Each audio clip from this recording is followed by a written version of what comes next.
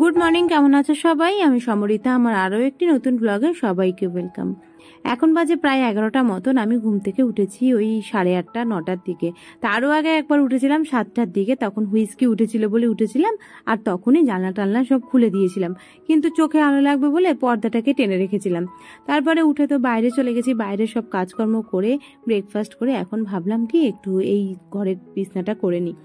আমাদের এই ঘরে না ম্যাট্রেসটাই শুধু ছিল পাতা, এতদিন ম্যাট্রেসের উপরে কোনো তোষক বা কিছু পাতেনি, আর অতটা দরকার হতো না। কিন্তু এখন কি হয়েছে বলতো, শুতে শুতে ম্যাট্রেসের মাঝখানটা একটু চেপে গেছে। এখন ওই মাঝখানে যদি কেউ শোয় তাহলে তার কোমরে, পিঠে, ঘাড়ে খুব ব্যথা হয়। ওই জন্যই মামনিকে বলে রেখেছিলাম যে একটা তোষক এই বাড়ির জন্য বানাতে। দুটো বানানো হয়েছে টোটাল। আমার ওইখানেও যে খাটটা রয়েছে ওই খাটেরও একটা তোষক বানানো হয়েছে, আর আমার এখানের জন্য একটা তোষক বানানো হয়েছে। আর একটা দরকার ছিল, সেটা হচ্ছে কি বলতো, হুইস্কি না প্রচন্ড বিছনা টিসনা ওলট পালট করে দেয়, মানে চাদর টাদর খুব সরিয়ে দেয় একবার ঝাঁপিয়ে উঠলে। তো এই তোষকটা পাতা থাকলে চাদরটা অত তাড়াতাড়ি সরবে না। আর এই ম্যাট্রেসের মধ্যে যতই ভালো করে গুজে দিতাম তাও দেখতাম চাদরটা সরে সরে যাচ্ছে। দেখো ম্যাট্রেসটা একটু ছোট দেখাচ্ছে, কিন্তু কি বলতো, এটা 6-7-এরই ম্যাট্রেস, মানে 6-7ই এর সাইজ। তো আমার খাটের সাইজও 6-7। তো মামনি বললো যে এটা শুতে শুতে আস্তে আস্তে বড় হয়ে যাবে, তখন আবার হয়তো খাট থেকেও আরেকটু বেশি বড় হয়ে যাবে। যেটা আমার ওই ঘরের মানে আরেকটা যে বেডরুম আছে ওই রুমের কিন্তু ম্যাট্রেসটা, মানে ম্যাট্রেস না, ওই রুমে তোষক কি পাতা রয়েছে, তোষকটা কিন্তু বড়, খাট থেকে ঝোলে। 6-7 বানানো হয়েছিল, কিন্তু তাও দেখছি ওটা বড়। ওই বাড়ি থেকে ঘুরে আসার পরেই অনিমেষ চলে গেছে বাইরে, ওর মিটিং রয়েছে, তো দুদিনের জন্য এখন বাইরে গেছে।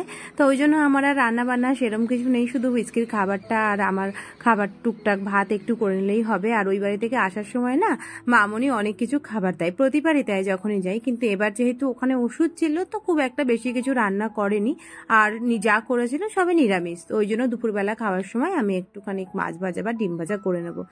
আর আজকে জানো তো সকালবেলায় চা খাইনি, ব্রেকফাস্ট করে নিয়েছি। ব্রেকফাস্ট বলতে একটু ছাতুই খেয়েছি, তো সেই জন্য ভাবলাম এখন একটু চা করি। আর ওইদিকে হুইস্কির খাবারটা বসিয়ে দিয়েছি, ও চিকেনটা।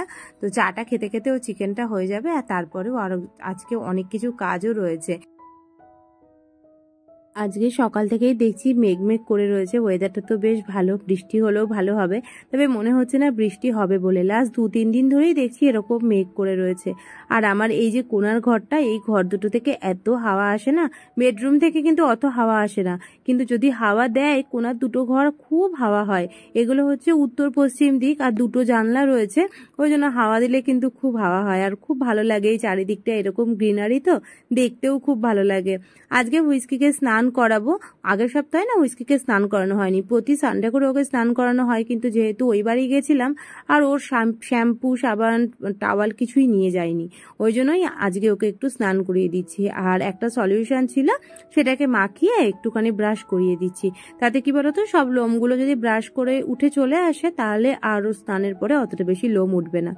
স্নান করানোর সময় ও একটু লাফালাফি করে আমার কাছে, বিশেষ করে, কারণ আমি ওকে খুব একটা বেশি স্নান করাই না, ও থাকলে ওই করায় আর সানডে করে করায়। তো ওই জন্য একটা লিস ওকে পরিয়ে একদম ছোট্ট করে বেঁধে নিই, যাতে ও আর নড়াচড়া না করতে পারে, কারণ একটু নড়াচড়া করলে জল ঢালতে গেলে কানে ঢুকে গেলে সেটা আবার মারাত্মক ক্ষতি বা বিপদ হয়ে যাবে বলতে পারো। কানে জল ঢোকাটা একদম যাবে না।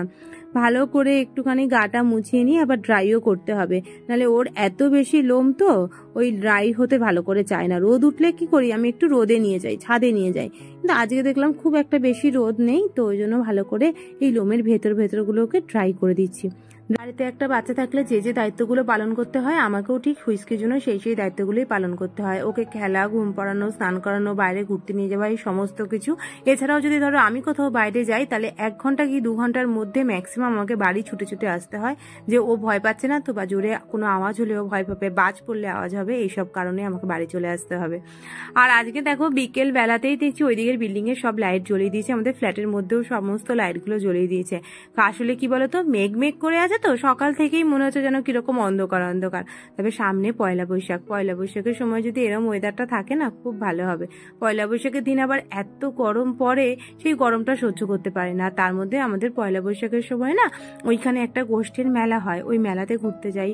আর সকাল থেকে তো রান্না বান্না সমস্ত কিছু করতে থাকে মামনি, আমিও করি। তারপরে ঠাকুর ঘরে পুরোহিত আসে, পুজো করে, তারপর ওখানে সবাইকে প্রণাম করা, মিষ্টি দেওয়া, মানে একটা রিচুয়ালস বলতে পারে, নতুন জামা কাপড় পরে। আমার আমাদের দিকটায় আবার কি হতো, আমরা সকালের দিকটায় নতুন জামা পরতাম, তারপর বিকেলের দিকে হালকাতা করতে বেরোতাম।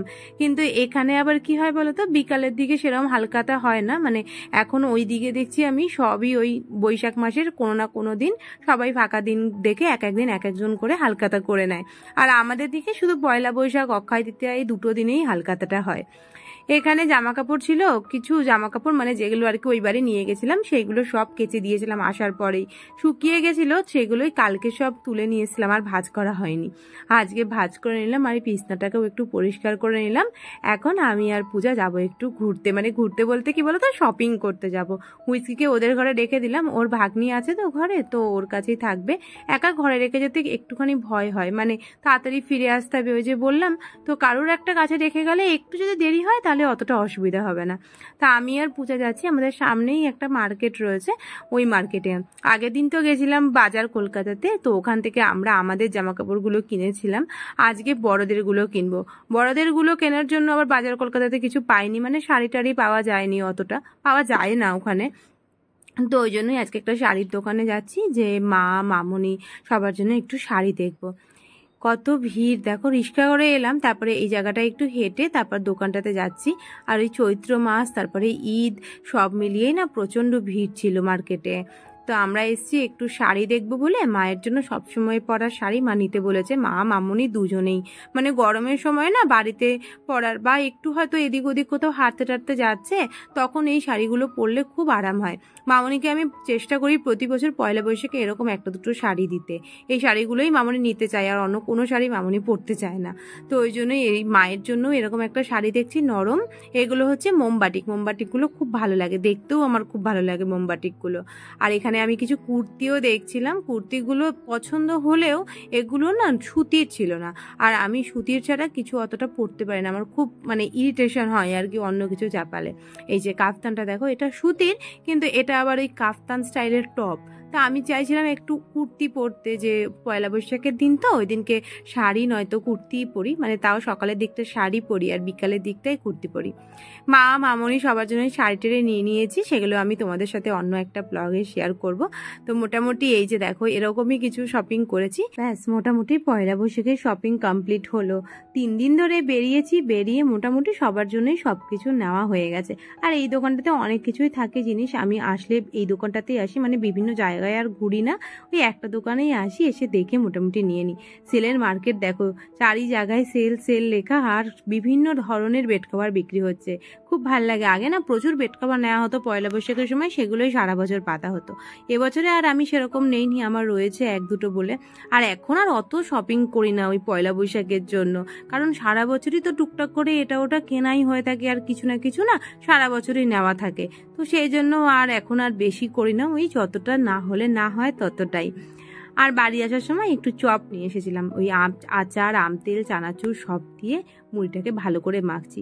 এখন আর সেরকম মুড়িটা খাওয়া হয় না আমার, আসলে কি বলতো, মুড়িটা আবার একা একা খেতে অতটা ভালো লাগে না, সবাই যখন থাকে না তখন বেশ ভালো লাগে, তখন বেশ অনেক কিছু দিয়ে মুড়িটা মাখা হয়, তখন খেতে খুব ভালো লাগে। ব্যাস এবার একটু মুড়ি খাবো আর তারপরে রেস্ট নেব। চলো আজকের মতন ভিডিওটা তাহলে এখানেই শেষ করছি। সবাই খুব ভালো থেকো, সুস্থ থেকো, সাবধানে থেকো, দেখা হচ্ছে আবার নেক্সট ব্লগে।